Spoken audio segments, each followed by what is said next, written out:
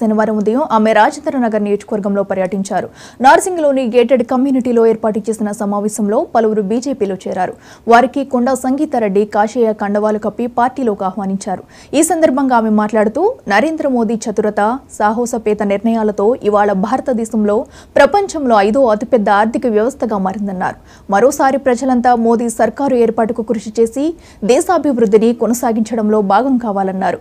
కొండా విశ్వేశ్వరరెడ్డి గారు బీజేపీ నాయకులు కార్యకర్తల బలంతో విజయం సాధించబోతున్నారని, ఆయన గెలిచిన వెంటనే కార్యకర్తలకు మంచి సంక్షేమ పథకాలను అందిస్తారని సంగీతారెడ్డి చెప్పారు.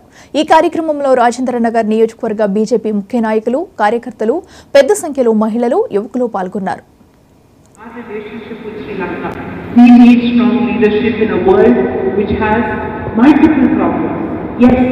We are typified as the argumentative Indian.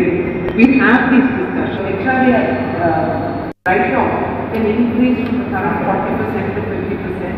So there are many of these policies that he is committed to understand the quality of the problems, study them and find a way forward. I want to validate.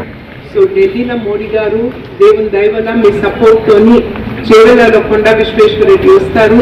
మనం అందరం కలిసి చేవెళ్ళని ఒక double engine అభివృద్ధిగా, ప్రతి ఒక్క ఇంట్లో సమస్య ఉంది, ఒకరికి నీళ్ళు వస్తలేదు, ఒక చాలా మంది ఇంట్లో పెన్షన్ లేదు, ఇంకొకరికి ఉద్యోగాలు లేదు, వీలైనంత వరకు దాన్ని ఇంప్రూవ్ చేసుకుంటా ఒక ఆనందంగా అందరం కలిసి ఒకటే ఫ్యామిలీ మోడీ కా పరివార్ లాగా మనం అందరం కలిసి ముందుకెళ్తాము. ఇప్పుడు వచ్చే 48 hours టైం చాలా ఉంది, అందుకే నేను వెళ్ళిపోతా. కానీ ముఖ్యంగా మీరందరూ మీ ఇంటి సమస్య అనుకొని నెక్స్ట్ 3 days చాలా గట్టిగా జాగ్రత్తగా బూత్లను జాగ్రత్తగా చూసుకోండి. వాళ్ళన్ని గిమిక్లు ట్రై చేసినా కానీ మీరు గట్టిగా ఉండండి. Please download C vigil app. ఆ యాప్ ఎవరన్నా మన వాళ్ళని బెదిరిస్తుంటే ఇంకొకరు పక్కన నుంచి వీడియో తీయండి, దాన్ని అప్లోడ్ చేయండి. ఎంతమంది, how many of you have C vigil app?